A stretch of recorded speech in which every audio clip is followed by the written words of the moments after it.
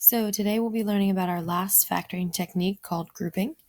And just like it says here in our notes, the good news is that you've already learned this technique because Mrs. Frederick has been teaching it to you factor trinomials. So generally when we're looking at a grouping problem, we'll be looking at this technique when there are 4 or more terms, typically just 4. So if we look at our first example, we have a 4-termed polynomial.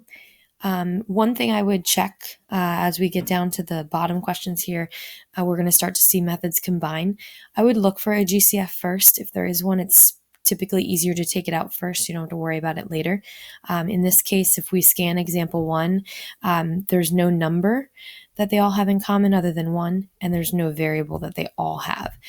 So we're going to go straight into the grouping technique.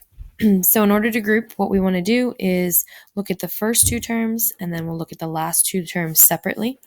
In the first 2 terms, we're going to take out the GCF of just those. So they both have an H. They do not both have a number in common. So we'll divide out the H, which means we'll be left with G minus 2. Then for the second 2 terms, numerically, the GCF would be 2.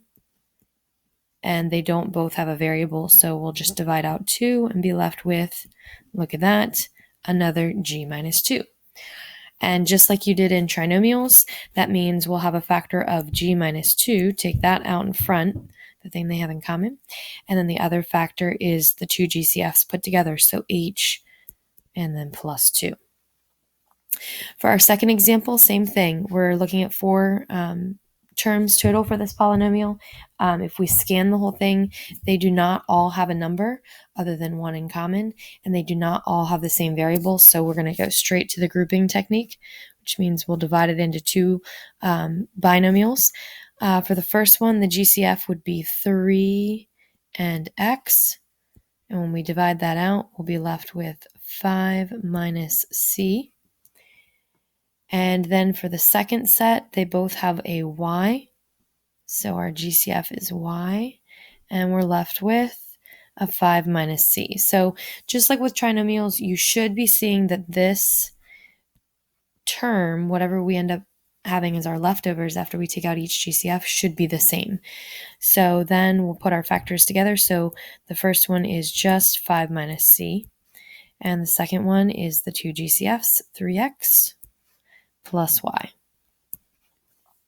So at this point, what I would suggest that you do is try the remaining examples on this page. I'm going to make another screencast and go over how to do each of those. But before you jump into that one, why don't you give those a try? Good luck.